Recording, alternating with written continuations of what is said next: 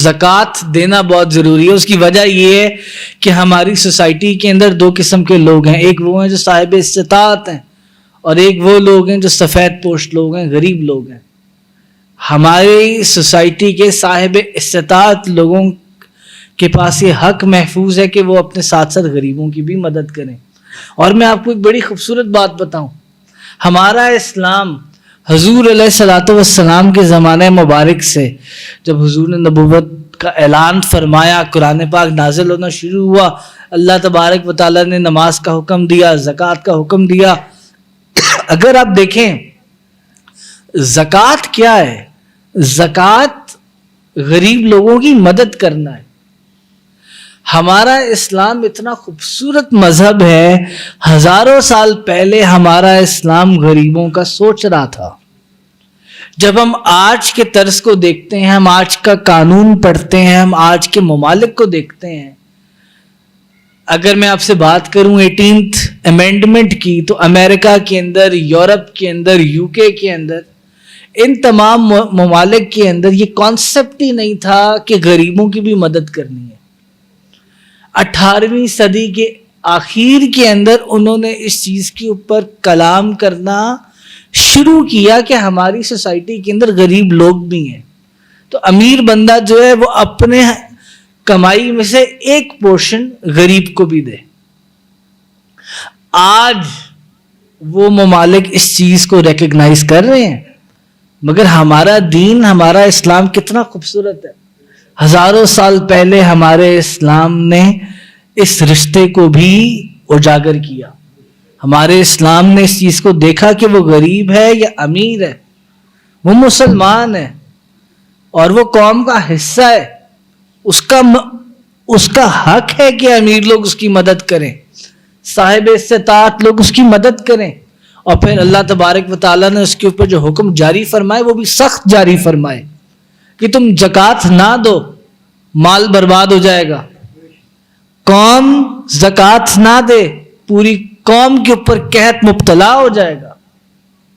حضور غوث اعظم گیلانی جیلانی، محبوب سبحانی، قطب ربانی، قندیل نورانی، غوث سمدانی، میرا محی الدین سیدنا شیخ عبد القادر جیلانی رضی اللہ تعالیٰ عنہ، آپ فرمایا کرتے تھے کہ میری خواہش ہے، میں یہ چاہتا ہوں کہ میرے ہاتھوں کے اندر سوراخ ہو جائے.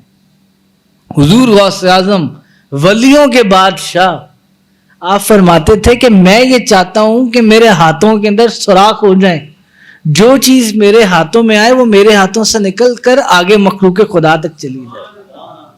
تو یہ حضور غوث اعظم کی شان ہے. ایسے ہی نہیں آپ ولیوں کے بادشاہ بنے. حضور غوث اعظم نے فرمایا کہ میں چاہتا ہوں میرے ہاتھوں کے اندر سوراخ ہو جائیں، میرے ہاتھوں میں کوئی چیز نہ ٹھہرے، میرے ہاتھوں کے اندر سے جو چیز میرے ہاتھوں میں آئے وہ آگے سے نکل کر مخلوق خدا میں چلی جائے. تو یہ حضور غوث اعظم سیدنا شیخ عبد القادر جیلانی رضی اللہ تعالیٰ عنہ ہے. اسی طرح حضور غوث اعظم فرماتے ہیں ٹوٹا ہوا برتن بن جا، ایک ٹوٹا ہوا برتن بن جا، ما سوا اللہ کوئی شے تیرے اندر ٹھہرے مت، تب تجھے اللہ تبارک و تعالیٰ کی رضا حاصل ہو جائے گی. تو بخل نہیں کرنا چاہیے.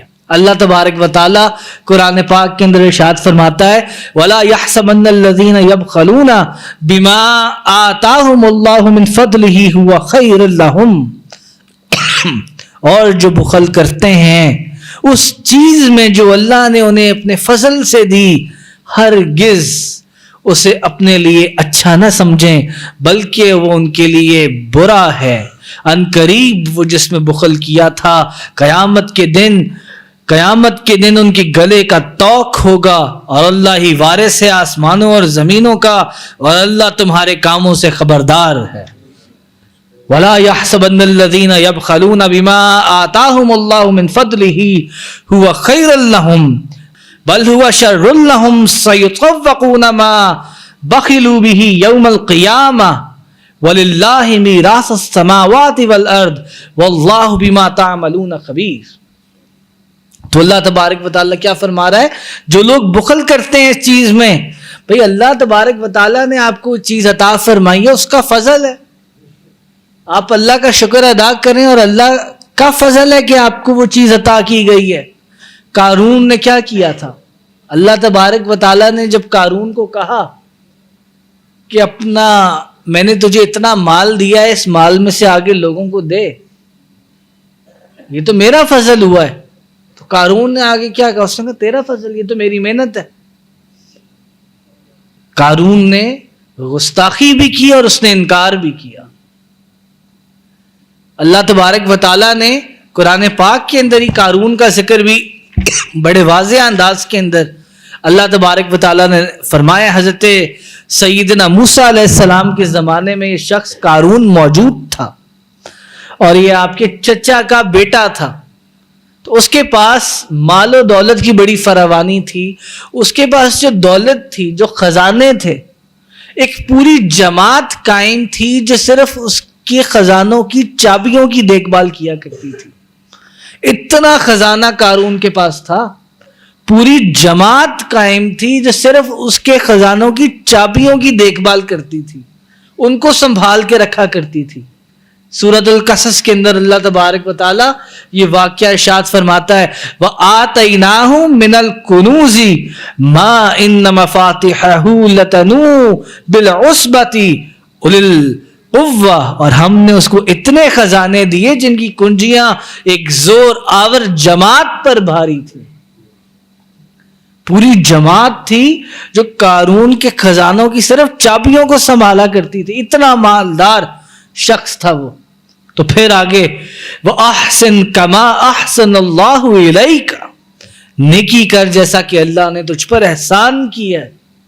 پھر اللہ تبارک و تعالیٰ نے قارون کو حکم فرمایا کہ تجھ پر تو اللہ نے احسان کیا ہے، تجھ پر تو فضل اللہ کا ہے کہ تجھ پر احسان ہوا ہے، تجھے اتنا مال و دولت دی گئی ہے، اب نیکی کر، اب آگے لوگوں کو بھی دے، اب آگے لوگوں کو بھی دے.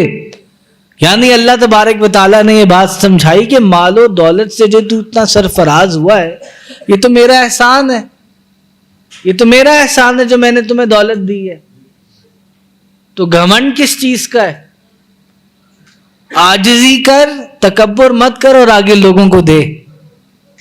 اللہ تبارک و تعالیٰ نے قارون کو یہ بات فرمائی اور قرآن پاک اس چیز کو ڈاکیومنٹ کرتا ہے انما اوتیتہ علی علم عندی، یہ تو مجھے ایک علم سے ملا ہے جو میرے پاس ہے.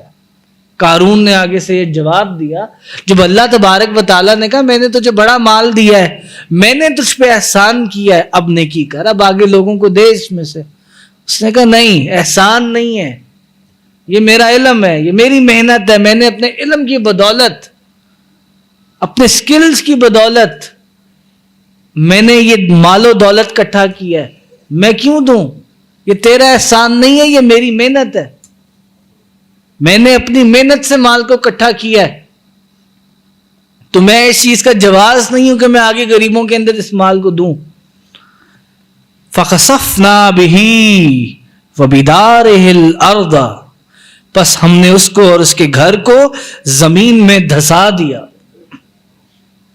تو پھر اللہ تبارک و تعالیٰ کا عذاب الہی اس کے اوپر نازل ہوا. اس کی مال و دولت، وہ اپنی مال و دولت سمیت زمین کے اندر دھسا دیا گیا. آپ اندازہ لگائیے اس کی دولت کا، اتنی دولت، اتنے خزانے کہ پوری ایک جماعت ہے کئی لوگوں کی جو صرف اس کے خزانوں کی چابیوں کی دیکھ بھال کرتی ہے. اتنا خزانہ اللہ تبارک و تعالیٰ اس کو حکم دے رہا ہے یہ تو میں نے تجھ پر احسان کیا ہے، یعنی میں نے تجھے یہ مال و دولت عطا کی ہے، اب نیکی کر، لوگوں کے اندر دے. تو آگے سے وہ تکبر بھی کرتا ہے اور پھر وہ انکار بھی کرتا ہے، یہ کہتے ہوئے کہ یہ تو میرے پاس علم ہے، میرے پاس قابلیت ہے، میں نے اپنے علم کی بدولت، یعنی میں نے اپنے قابلیت کی بدولت میں نے یہ پیسہ اکٹھا کیا ہے، میں نے یہ دولت اکٹھی کی ہے، تیرا احسان کدھر ہے؟ تو پھر اللہ تبارک و تعالیٰ کا عذاب الہی قارون کے اوپر نازل ہوتا ہے اور قارون اپنی تمام دولت سمیت ہمیشہ کے لیے زمین کے اندر دھسا دیا.